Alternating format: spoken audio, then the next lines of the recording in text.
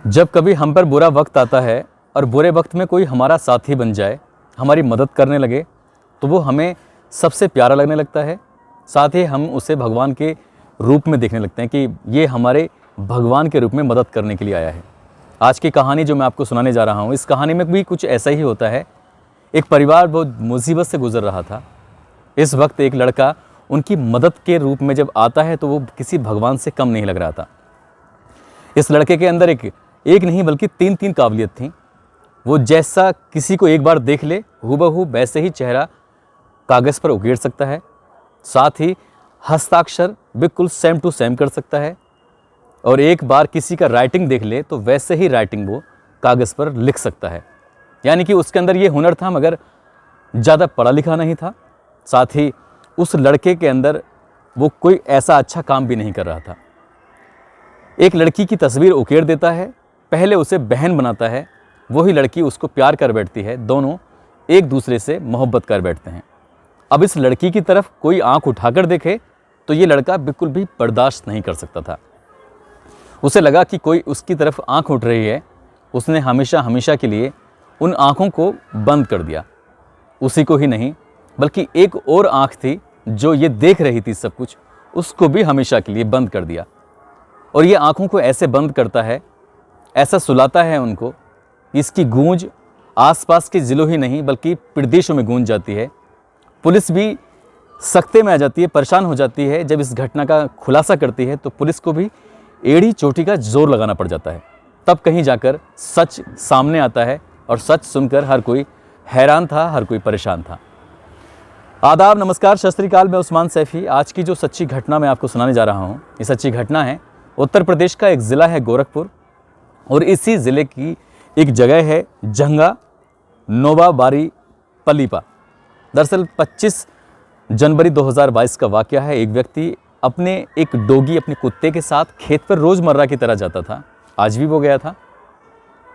वो अपने इस डॉगी को अपने पास बुलाने की बार बार कोशिश कर रहा है, मगर उसका डॉगी एक स्मेल को, एक दुर्गंध को सूंघने के बाद वो कहीं और जा रहा है। काफ़ी देर हो जाती है। कुत्ता और उसका मालिक दोनों आपस में इसी जद्दोजहद में हैं। मालिक उसे अपने पास बुलाता है, कुत्ता दूर भाग रहा है। कुत्ता एक जगह पर जाकर एक गड्ढे को बार बार खोदने की कोशिश करता है और खोदता खोदता वो इसका मालिक जब उसके पास जाकर देखता है तो एक हाथ उस गड्ढे से बाहर निकला हुआ था। यह हाथ देखने के बाद उस खेत के मालिक की, उस कुत्ते के मालिक की, उस किसान की, उस व्यक्ति की चीखें निकलने लगती हैं। और वो इतनी ज़ोर से चिल्लाता है, चीखता है कि आसपास जो खेतों पे काम कर रहे थे लोग, महिलाएं, वो भी उसकी चीख पुकार सुनकर मौके पर आ जाते हैं और आकर देखते हैं कि एक गड्ढे से एक व्यक्ति का हाथ थोड़ा सा बाहर निकला हुआ था, जिसको कुत्ते ने बाहर निकाला था। यही सीन देखने के बाद, यही दृश्य देखने के बाद हर किसी के रोंगटे खड़े हो जाते हैं। तत्काल ही पुलिस को मौके पर बुलाया जाता है और गोरखपुर नॉर्थ के जो IPS ऑफिसर हैं मनोज अवस्थी, भारी पुलिस बल के साथ मौके पर पहुंच जाते हैं। उस गड्ढे को खुदवाया जाता है। उसके अंदर एक नहीं बल्कि 2 व्यक्तियों की लाश दबी हुई थी। एक की सामान्य रूप में थी, दूसरे के हाथ पैर बंधे हुए थे। एक मोबाइल था जो जला हुआ है। गांव वालों को समझने में बिल्कुल भी देर नहीं लगी कि आखिरकार ये लाशें किसकी हैं, क्योंकि ये लाशें थीं आकाश और गणेश की। आकाश 16 साल का है, गणेश 17 साल का है, जो कि 2 सगे भाइयों के साहब सिंह और जितेंद्र के बच्चे हैं, बालक हैं। 7 जनवरी को अचानक से घर से गायब हो जाते हैं। ऐसी कौन सी जगह थी जहां इन बच्चों को, इन बालकों को तलाशने की कोशिश नहीं की गई? पुलिस के पास भी गुमशुदगी दर्ज कराई गई, मगर ये कहाँ गए थे, कैसे यहाँ इस गड्ढे तक पहुँचे हैं, किसने इनको दफन किया है?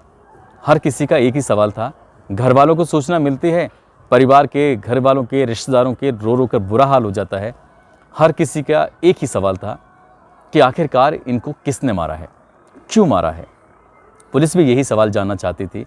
दोनों के शव कब्जे में लेकर पोस्टमार्टम के लिए भेजे गए। पोस्टमार्टम से पता चला कि कोई भारी वस्तु मारकर इनकी हत्या की गई है और लगभग 10 या 15 दिन पहले इनकी हत्या की गई थी। तभी किसी ने, अब इससे साफ जाहिर होता है किसी एक व्यक्ति का काम तो है नहीं, और जितनी बुरी तरह से मारा है उससे साफ जाहिर होता है कि कोई दुश्मनी है, ज़ाती दुश्मनी है। दुश्मनी किस तरह की है उसको ही पता लगाने की पुलिस कोशिश करती है। उस लड़के का जो मोबाइल है जला हुआ रखा था, उसकी CDR निकलवाई जाती है। घर वालों से, आसपास के लोगों से, आस पड़ोस के सभी लोगों से पड़ताल की जाती है, पूछताछ की जाती है। दुश्मनी का कोई एंगल दूर दूर तक नज़र नहीं आ रहा था। बालक थे, बालकों का किसी से क्या प्रेम प्रसंग होगा। मगर जब उनकी CDR निकलवाई जाती है तो उनके मोबाइल में एक नहीं कई लड़कियों के नंबर थे। किसी का जान के नाम से सेव था, किसी का गुड इवनिंग के नाम से, किसी का गुड मॉर्निंग के नाम से। अलग अलग लड़कियों को अलग अलग नाम दिए गए थे। अलग अलग वक्त में उनसे बातें भी होती थीं। 10 से ज़्यादा लड़कियों से ये बच्चे बात करते थे। आखिरकार कुछ तो वजह थी। पुलिस अब इन लड़कियों के बारे में पड़ताल करती है, इनकी भी CDR निकलवाती है। 2-3 दिन बीत जाते हैं, इन 10 लड़कियों में से एक भी लड़की वो नहीं निकलती जिसकी वजह से इनको हमेशा हमेशा के लिए मौत की नींद सुलाया गया है। कौन है वो? पुलिस के लिए सरदर्द बनता चला गया, घर वालों का गुस्सा बढ़ता चला गया। घर वाले, परिवार, रिश्तेदार, गांव के लोग इकट्ठे होकर थाने जाते हैं, हंगामा करते हैं, कहते हैं कि जल्द से जल्द हत्यारों को गिरफ्तार करिए, जेल भेजिए, नहीं तो फिर हम उग्र प्रदर्शन करने के लिए मजबूर होंगे। जाहिर सी बात है, एक ही परिवार के सगे चचेरे भाई अगर ख़त्म हो जाएं, जवान बालक ख़त्म हो जाएं, तो किसी का भी गुस्सा लाजमी है। उस गुस्से को किसी तरह से शांत किया जा रहा था। अब पुलिस परेशान थी कि आखिरकार इस घटना का खुलासा करें तो कैसे करें। एक नंबर जिससे महज एक बार सिर्फ 30-20 सेकंड की कॉल की गई थी, पुलिस ने सोचा कि शायद ये नंबर धोखे से मिस कॉल लग गई होगी। उस नंबर की जब पड़ताल की जाती है और साथ ही उस नंबर के माध्यम से पता चलता है कि IMO ऐप पर इस नंबर से बातचीत भी होती थी। और वो बातचीत होती थी यहाँ से, इनके गांव से, यानी कि पलीपा से 6 किलोमीटर दूर एक गांव पड़ता है रसूलपुर, वहाँ की रहने वाली लवली से बातचीत करते थे, लेकिन IMO के माध्यम से, ऐप के माध्यम से। लगभग 4 महीने के से एक संपर्क में थे। अब इस लड़की को पूछताछ के लिए हिरासत में लिया जाता है, इससे बातचीत की जाती है। तो 2 नाम निकलकर सामने आते हैं और 2 नाम थे। एक नाम है मिथुन कुमार उर्फ शिवम, जिसकी उम्र 27 साल है। एक है नाम सत्यम, जिसकी उम्र 25 साल है। दोनों ही रहने वाले हैं देवरिया के रामपुर कारखाना का गांव लगता है बनकटा, जबकि सत्यम रहने वाला है देवरिया के गोरी बाजार के हरमापुर गांव का।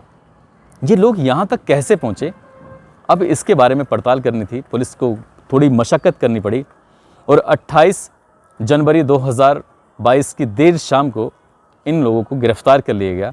और इनसे जब पड़ताल की जाती है तो वाकई चौंकाने वाले खुलासे होते हैं, जिसको सुनकर कोई भी सन्न रह जाए, ऐसे खुलासे होते हैं।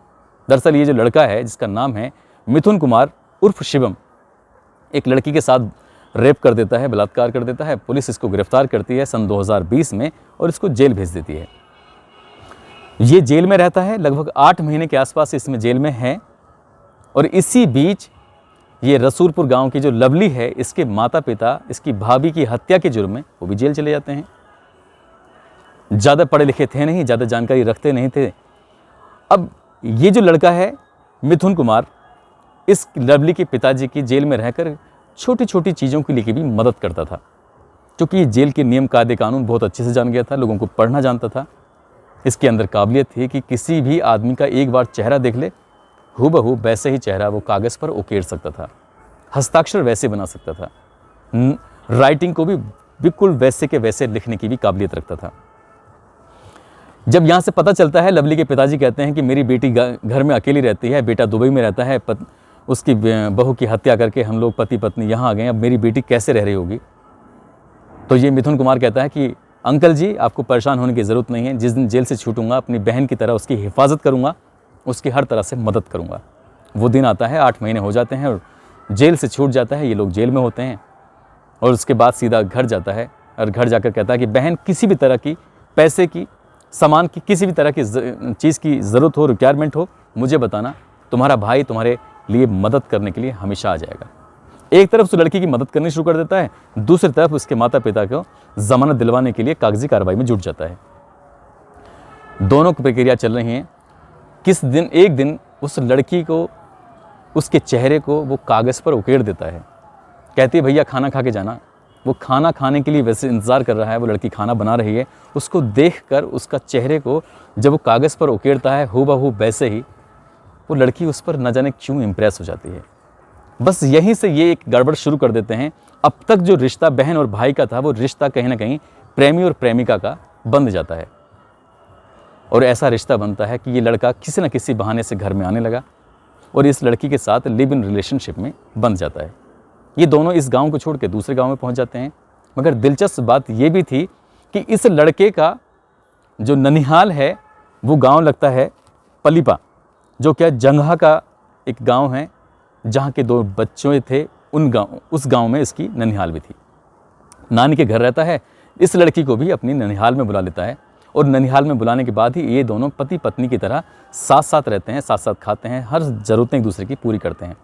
थोड़े बहुत नहीं, 11 महीने दोनों साथ रहते हैं, बिल्कुल पति पत्नी के रूप में। इसी बीच में इस लड़के को जो घर में चाय बनाने के लिए कुछ दूध की जब ज़रूरत होती है तो सुबह या शाम जब भी दूध लाना होता था तो दूध आता था आकाश के घर से। आकाश के घर से दूध आता था। कभी मिथुन कुमार दूध लेने चला जाया करता था तो कभी ये लवली दूध लेने चली जाया करती थी।